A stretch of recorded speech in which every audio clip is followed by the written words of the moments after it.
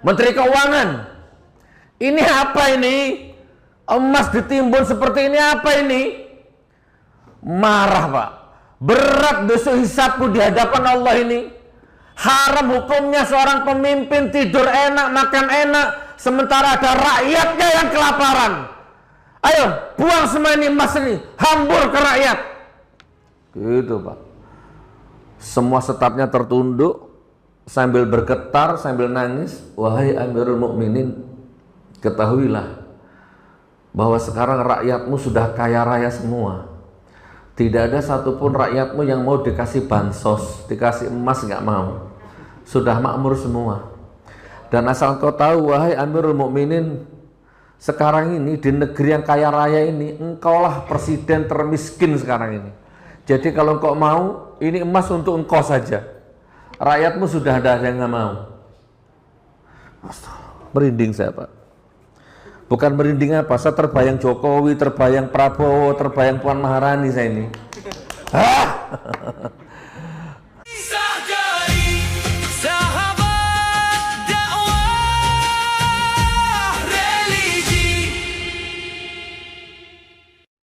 Baik saudaraku, tadi di depan itu ada banner, ada foto saya, ada tertulis judul tadi.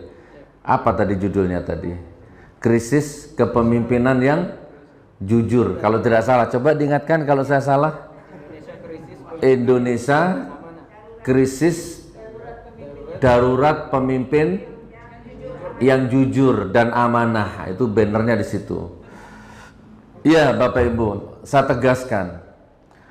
Gara-gara saya punya pikiran seperti itu, saya dipenjara 2 kali.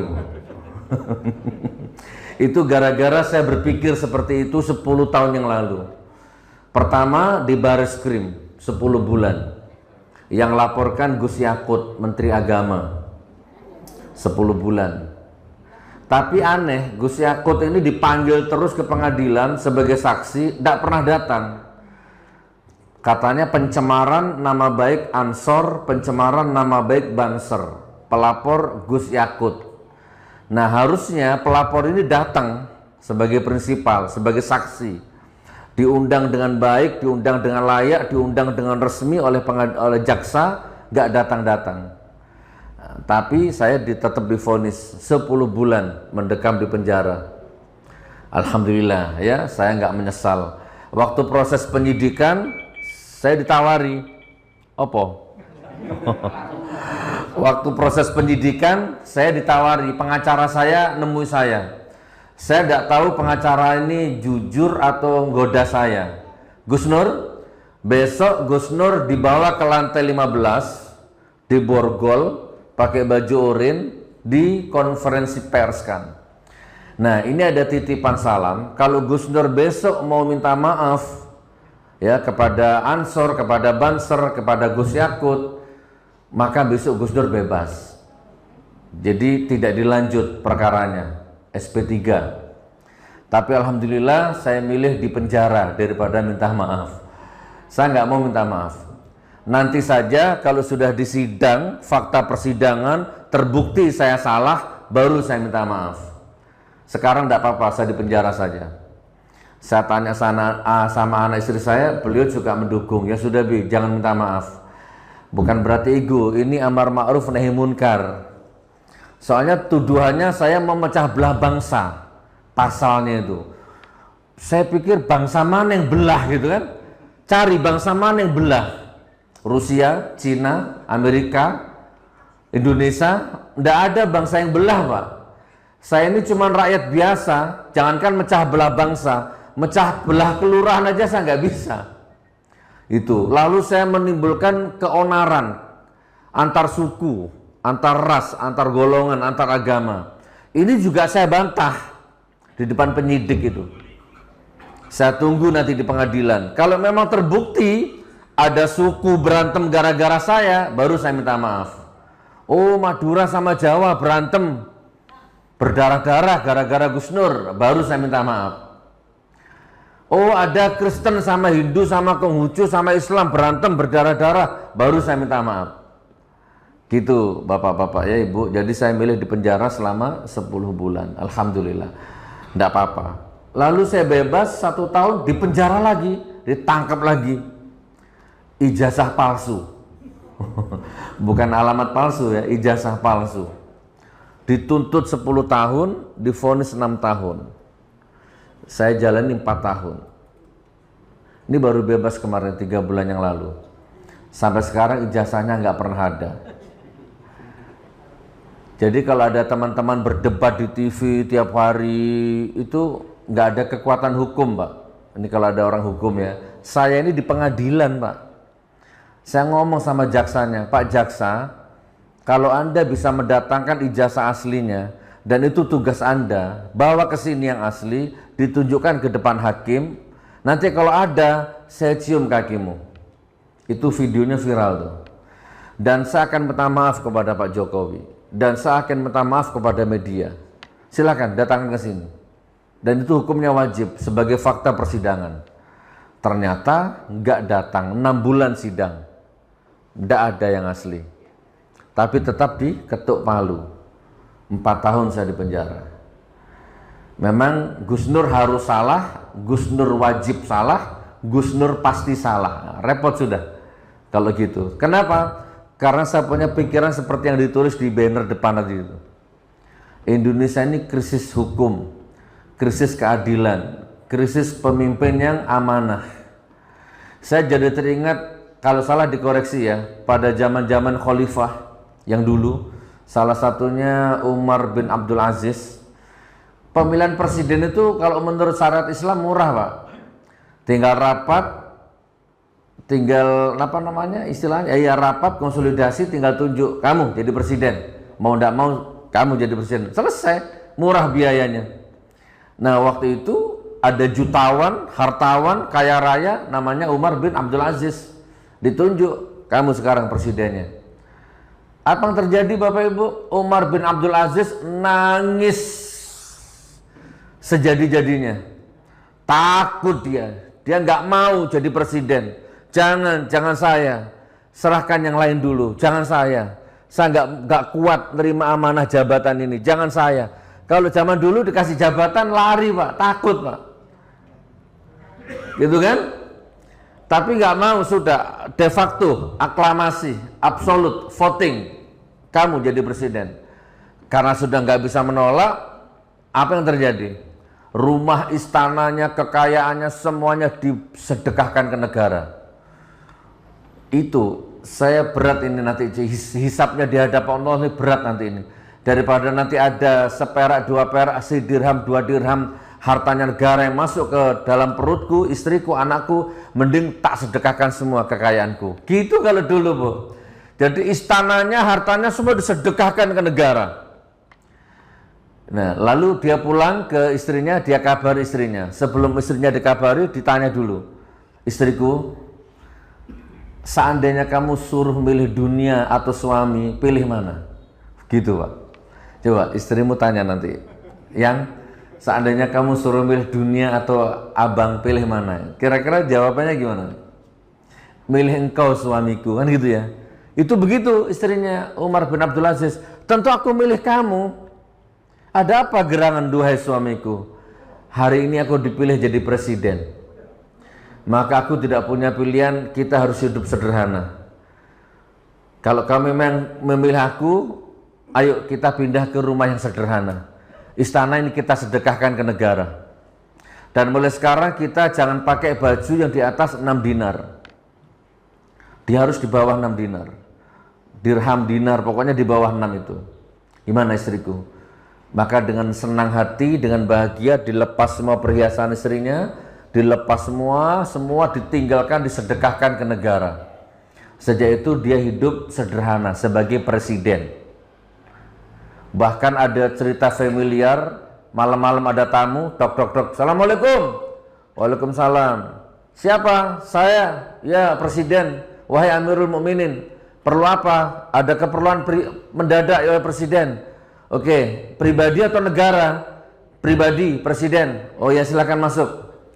Begitu duduk, lampunya dimatikan. Lampu minyak. Tamunya bingung, kok gelap? Presiden, kenapa dimatikan lampunya? Lah ini kan urusan pribadi, ini lampu minyak milik negara. Ya sudah, kita gelap-gelapan gini. Kita nggak boleh kalau urusan pribadi pakai minyak negara, nggak boleh. Begitu Pak. Ini mudah-mudahan Pak Prabowo nonton ini. Luhut Binsar Panjaitan nonton ini. Mana yang live ini? Lah sekarang mobil dinas dipakai urusan pribadi. Apa? Kacau ya. Itu Pak. Sampai suatu ketika nih, setelah dipimpin oleh Umar bin Abdul Aziz dengan cara yang syariah, takut kepada Allah, dalam waktu singkat Islam berkembang di sepertiga dunia. Maka suatu ketika ini tiba-tiba Umar bin Abdul Aziz ini sidak. Kalau sekarang itu mungkin Bu Sri Mulyani mungkin ya, Menteri Keuangan lah ya. Sidak ke satu tempat kas negara lah intinya, penyimpanan kas negara. Ditemani beberapa staf di situ. Kaget Umar, Bapak. Presidennya kaget. Loh kok banyak emas, emas, perak, perunggu banyak ditimbun.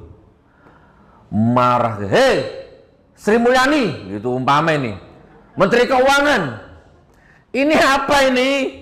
Emas ditimbun seperti ini apa ini? Marah Pak, berat besok hisabku di hadapan Allah ini. Haram hukumnya seorang pemimpin tidur enak, makan enak, sementara ada rakyatnya yang kelaparan. Ayo buang semua ini emas ini, hambur ke rakyat. Gitu Pak. Semua stafnya tertunduk sambil bergetar, sambil nangis. Wahai Amirul Mukminin, ketahuilah bahwa sekarang rakyatmu sudah kaya raya semua.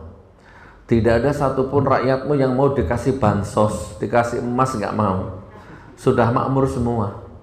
Dan asal kau tahu, wahai Amirul Mukminin, sekarang ini di negeri yang kaya raya ini, engkaulah presiden termiskin sekarang ini. Jadi kalau engkau mau, ini emas untuk engkau saja. Rakyatmu sudah ada yang nggak mau. Merinding saya Pak. Bukan merinding apa, saya terbayang Jokowi, terbayang Prabowo, terbayang Puan Maharani saya ini. Hah? Nggak apa-apa. Dulu murah jadi presiden Pak. Kenapa sekarang kok krisis pemimpin yang amanah? Sistemnya salah. Saya tanya, berapa gaji wali kota? Ada yang tahu? Gaji wali kota itu 5 sekian, nggak sampai 6. Gaji gubernur 8 sekian, nggak sampai 10. Tapi Anda tahu berapa kos, berapa biayanya untuk jadi wali kota? Berapa? Ada yang tahu? 30 miliar, 40 miliar, 50 miliar. Gajinya cuma 5 juta. Anggaplah 6 juta lah, dikalikan 5 tahun, berapa? 350 sekian, ya anggaplah 400 juta. Merebut, mencari penghasilan gaji 400 juta, biaya yang dikeluarkan 50 miliar. Ini sudah salah secara syariat Pak. Makanya nggak ada pemimpin jujur. Makanya kalau Al-Quran berfirman, surat Muhammad ayat 7, umpama ini buka Al-Quran, ada di sebelah kanan, baris ke-10. Tuh 2, 3 sampai 10. Ya ayyuhalladzina amanu intan surullaha yansurkum wa yutsabbit aqdamakum. Hei orang-orang beriman, tolonglah agamaku, aku pasti menolongmu. Itu Allah yang bicara, pasti. Pastinya Allah ini absolut Pak, nggak mungkin bohong. Tapi kalau ada calon wali kota, calon gubernur, calon legislatif, calon presiden, rakyat pilihlah aku. Nanti kalau aku jadi begini, aku pasti begini. Saya jamin 90% bohong itu Pak. Ya 100% bohong itu. Tapi caleg di Jawa, kalau di sini enggak. Di sini insya Allah baik semua calegnya. Tapi kayaknya nggak ada caleg baik, lalu biayanya 50 miliar. Nih caleg nih, Gus Nur, saya mau caleg, calon legislatif atau calon wali kota. Mulai saya maju, ikut konsultasi. Oke, saya mulai kuras tabungan di bank, investasi, mulai bikin kartu nama, bikin banner, bikin spanduk, mulai saya cari masa. Intinya di tengah jalan sudah habis 20 miliar. Tapi uang saya sudah habis. Ini perjalanan masih panjang, Pak. Tapi di tengah-tengah sudah habis uang saya. Bagaimana? Mundur rugi, maju nggak punya duit. Stres, Pak. Sudah mulai impoten, lemah syahwat sudah mulai datang itu. Sudah mulai nggak normal hubungan suami istri. Otaknya sudah berat, stres. Mau mundur rugi, mau maju nggak berani karena nggak ada modal. Nah, disitulah datang pemodal. Disitulah datang investor. Boleh oligarki, boleh 9 naga, boleh 9 cacing, terserah. Boleh bank, pokoknya datanglah bankir-bankir gelap itu datang. Ayo, tak modali kamu. Tapi nanti kalau jadi bagaimana? Terikat tanda tangan kontrak yang gelap-gelap itu. Makanya begitu saya jadi, pertama yang muncul di otak saya, Pak, itu bukan rakyat, Pak. Bukan janji. Waktu saya kampanye, enggak, walaupun sudah disumpah Al-Quran, Pak. Ini Qurannya dibohongi, Pak. Kenapa? Karena saya sudah terikat utang miliaran, Pak. Itu yang harus saya kembalikan dulu. Maka segala macam lah, pajak lah, inilah, nggak ada rakyat itu, nggak ada. Itu sekarang lagi viral, Bupati Pati itu menaikkan pajak 250%. Rakyatnya marah. Saya akan demo 5.000 orang. Ternyata bupatinya jawab, jangankan 5.000 orang, 50.000 saya nggak takut. Wah, sekarang beneran tuh, tanggal 13 besok ratusan massa akan datang, ribu. Sekarang sudah ada aqua, air minum bergalon-galon, berjuta-juta dus masuk ke kota Pati sekarang. Baru sekarang minta maaf. Tidak bisa, Pak. Ini saya belum ceramah ini, masih mukadimah ini. Masih ingat sejarah Prancis? Nah, kalau ngomong ini kita akan kembali ke Prancis, Bu. Revolusi Prancis tahun 1789. 1789 sampai 1799. Bapak Ibu di mana waktu itu? 1700 loh. Waktu itu ada kerajaan oligarki, apa namanya, dinasti monarki absolut, ya, kerajaan tirani, apa Pak, otoriter, bengis, jahat, kejam, hampir 700 tahun berkuasa. Pak Harto cuma 32 tahun, Pak. Ini 700 tahun berkuasa kurang lebih. Jadi kalau ada rakyat tidak kuat bikin sambel, nggak ada lombok, lomboknya mahal, itu rajanya jawabnya gini, ya sudah nanam sendiri lomboknya, gitu Pak. Persis dengan Indonesia dulu ya. Jadi kalau ada rakyatnya, raja, saya nggak kuat beli token listrik, tolong turunkan harga listriknya, ya sudah cabut meterannya, gitu Pak. Itu dulu terjadi 1789. Nama rajanya Louis XVI, nama istrinya Marie Antoinette. Rakyat marah, nggak bisa dibendung, terjadi revolusi itu. Akhirnya Raja Louis XVI dan istrinya Marie Antoinette ini mati di giulatin. Ada dua tiang begini, di atasnya ada pisau tajam, terus kepalanya di situ, baru dipenggal lehernya itu. Penjara Bastille yang menjadi kebanggaan rezim waktu itu dihancurkan. Pedagang, petani, mahasiswa, rakyat bersuara menyatu, menyerbu. Sehebat-hebatnya raja, sehebat-hebat presiden, kalau rakyat sudah bersatu, suara rakyat, suara Allah, suara alam, selesai. Fir'aun tenggelam, Korun tenggelam, apalagi cuman Mukidi. Terutama Pak Prabowo. Ini ada yang live, Pak Prabowo, saya sayang sama Anda, saya sayang sama negara ini. Ya pokok kalau Anda jadi presiden, jauh dari Al-Quran, jauh dari Allah, jauh dari nur Nabi Muhammad SAW, lebih mementingkan berteman sama penjilat, pendusta, pembohong, munafik, tunggu. Ini hukum alam yang bicara, Anda akan hancur, Anda akan tenggelam bersama itu, masa lalu dosa-dosamu itu. Hati-hati Pak.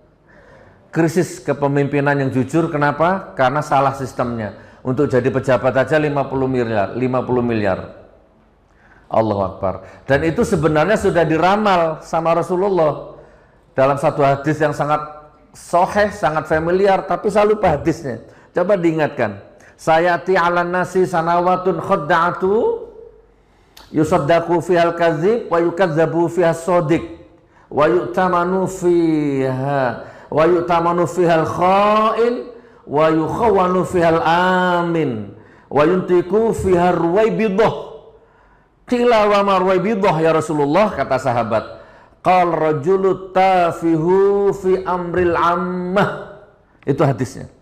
Perhatikan pelan-pelan Bu. Kata Rasulullah, akan tiba nanti kepada manusia tahun-tahun yang penuh kedustaan, di mana pada tahun-tahun itu pendusta dipercaya. Ini terjadi sekarang ini. Ada pembohong dipercaya, dibela, dipuja, bahkan disembah, bahkan dijilat kakinya, bahkan dijilat pantatnya itu demi komisaris, demi duit. Padahal pendusta, padahal bohong tuh. Saya sama anak saya ditelepon, suruh ketemu. Sini Gus, saya ada perlu sama Anda. Ini saya punya tanah banyak, tinggal milih. Ini sama beliau nih, anak saya ini. Saya ke sana Pak, ada beberapa tim saya ajak. Ketemu saya sama orangnya. Gemuk orangnya, obesitas. Itu ada pegawai bank, ada notaris atau apa itulah. Gus Nur punya pilih tanah di mana? Di Jawa Timur ada, Jawa Tengah ada, Jawa Barat ada. Uangnya ada. Ini Indonesia ini butuh orang seperti Anda Gus. Ayo bikin pesantren lagi seperti di Palu, kita biayai semua. Ya cuman kalau bisa sudahlah Gus Nur, nggak usah ngurusi pemerintah. Nggak usah ngeritik-ngeritik pemerintah. Ini ada tanah, ada uang buat pesantren Gus. Alhamdulillah sampai detik ini saya tolak itu Bapak Ibu. Karena bersuara kebenaran itu panggilan jiwa, nggak bisa diukur dengan duit. Gitu. Apa tadi? Akan tiba satu tahun, akan tiba kepada manusia tahun-tahun yang penuh kedustaan, di mana pendusta dipercaya. Sekarang ada nggak pendusta dipercaya? Ada ya, ya itu caleg-caleg itu udah tahu dusta dikasih kaos Anda terima. Oh kalau saya tak lempar ke mukanya itu kaos itu. Kamu nggak usah ngasih lagi kamu nggak usah ngasih aku kaos, nggak usah ngasih aku duit. Kalau kamu jujur, aku yang keluar duit nanti. Rumahku siap jadikan posko relawan. Aku siap cetak banner. Jiwaku, nyawaku tak infakkan untuk kamu. Kalau kamu jujur, nggak usah bayar. Aku miskin, tapi aku punya harga diri. Kaos ini berapa harganya? Nggak sebanding dengan hisapnya kelak di hadapan Allah. Gitu Pak. Ini kayaknya wajah-wajah kaos semua ini kayaknya. Takbir. Yang dusta dipercaya. Sementara yang jujur dibuang-buang, difitnah-fitnah, dipenjara, ditangkapin yang jujur ini. Ini sekarang ini Pak. Yang dusta dipercaya, yang jujur malah didusta-dustakan, difitnah-fitnah. Lalu orang pengkhianat dikasih amanah, dikasih jabatan. Pengkhianat dikasih jabatan. Bapak Ibu, Malaysia, Singapura, dan beberapa negara yang lain, bensinnya tuh murah Bu. Lebih mahal Indonesia. Pertamina Dek di sini 13.000 sekian. Di Malaysia nggak sampai. Tapi Malaysia untung terus. Lah ini Indonesia ini harganya mahal. Kalau kita beli cash, nggak beli ngutang, tapi rugi terus, bangkrut terus Pertaminanya. Kenapa? Ya pengkhianat semua pegawainya, petugasnya itu. Dioplos lagi. Otaknya sudah keoplos itu. Amanah diberikan kepada pengkhianat. Ini hadis sahih, Rasulullah bersabda. Sudah diramal sama Rasulullah itu. Terus pada saat itu, zaman itu bermunculan ruwaibidah. Sahabat bertanya, apa itu ruwaibidah? Ruwaibidah itu termul. Kalau bahasa sekarang termul itu ruwaibidah itu. Ternak Mulyono itu ya. Itu ruwaibidah. Nih catat ini. Apa itu? Orang-orang bodoh bicara tentang kemaslahatan umat. Banyak sekarang. Naudzubillah min dzalik. Ayo Bapak Ibu, jadikan Riau ini menjadi provinsi yang baldatun thayyibatun warabun ghafur. Karena Indonesia ini kalau menurut saya nih, ya mudah-mudahan salah. Indonesia ini sedang ditarget azab Allah, nggak ada obatnya. Indonesia ini sakit, nggak ada obatnya Bu.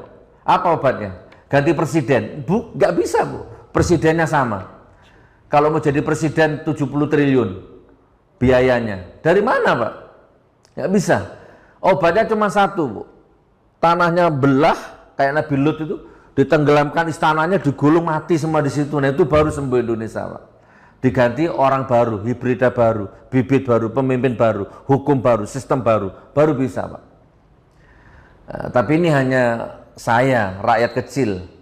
Allah punya kehendak yang lain. Tapi kalau memang itu terjadi, biarlah Jakarta saja, DPR saja. Ini nggak usah, sini nggak usah. Khusus DPR saja. Karena di sana, dajalnya di sana, Pak. Nah, gimana supaya Riau ini tetap baldatun thayyibatun warupun ghafur? Gimana kira-kira supaya Anda ini ekonominya kuat, mapan, nggak punya utang, banyak sedekah, bermanfaat, kaya raya, kaya iman, kaya harta, kaya ilmu, kaya saudara? Gimana Anda ini supaya bisa seperti itu? Supaya punya harga diri. Jadi ini kalau ada caleg nyogok sama nggak mau, jangan. Itu gimana caranya?